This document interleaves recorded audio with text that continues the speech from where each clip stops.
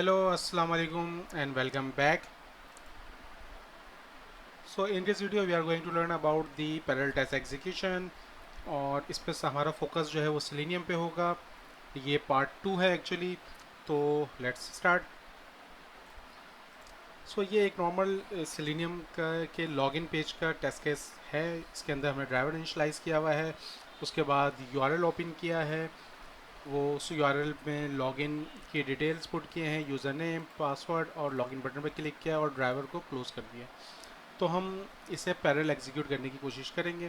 तो उससे पहले पहले हम इस टेस्ट केस को एग्जीक्यूट करके देखते हैं। मैं इसको कॉपी करके एक सेकंड कॉपी क्रिएट कर रहा हूँ, टेस्ट केस नंबर 2, और इस पे मैं डेटा इनवैलिड डाल देता हूँ ताकि एक पॉजिटिव और एक नेगेटिव टेस्ट केस हमारा एग्जीक्यूट हो जाए। और थर्ड टेस्ट केस मैं इसमें ऐड कर देता हूँ, जिसे मैं कहता हूँ this is my test case number 3। और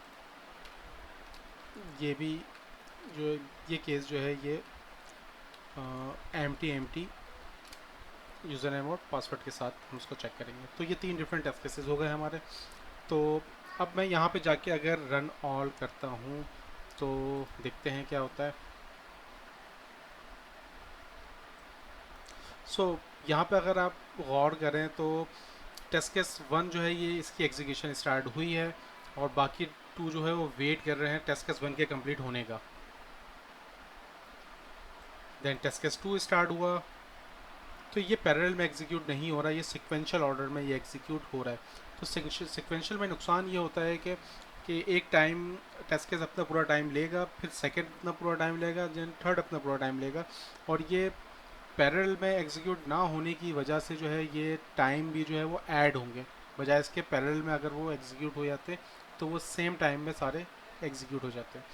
तो तो हम अब सेटअप करते हैं कि असेंबली इन्फो फाइल में।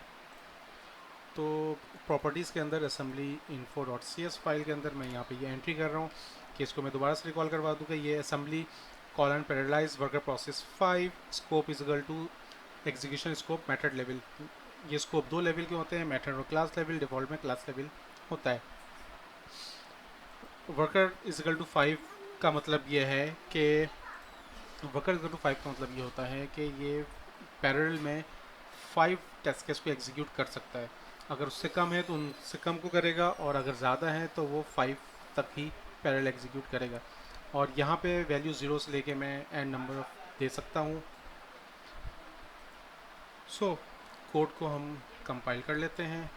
और अब मैं अगर टेस्ट केस को एग्जीक्यूट करूँ तो मैं अपने मेथड पे चले जाता हूँ। हमारे ये 3 टेस्ट केस हैं यहाँ पे, और मैं यहाँ पे रन ऑल करता हूँ।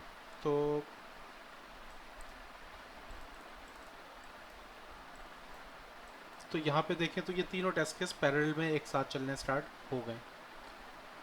तो सिलेनियम भी ऑलमोस्ट जो पार्ट 1 में जैसे हमने देखा था कि नॉर्मल एमएस टेस्ट जिस तरीके से पैरेलल में एग्जीक्यूट करता है, हमें उसी के अंदर अपने सिलेनियम को कोड डाल के हम यूज़ कर सकते हैं, पैरेलल को अचीव कर सकते हैं। लेकिन ये एक इम्पॉर्टेंट चीज़ जो सिलेनियम के लिए है, जिसकी वजह से ये सेपरेट वीडियो है, वो ये कि अगर तो आपका ड्राइवर कॉमन है सारे मेथड के लिए तो आप ये पैरेलल एग्जीक्यूशन अचीव नहीं कर सकते। You should have a unique driver for each method. तो इसको हम बेहतर किस तरह से कर सकते हैं, ये फ्यूचर में मैं इस पर एक और वीडियो बनाऊंगा। सो होप ये चीज़ें समझ में आ गई होंगी। तो इंशाल्लाह we will meet in our next video. Until then, अल्लाह हाफिज़।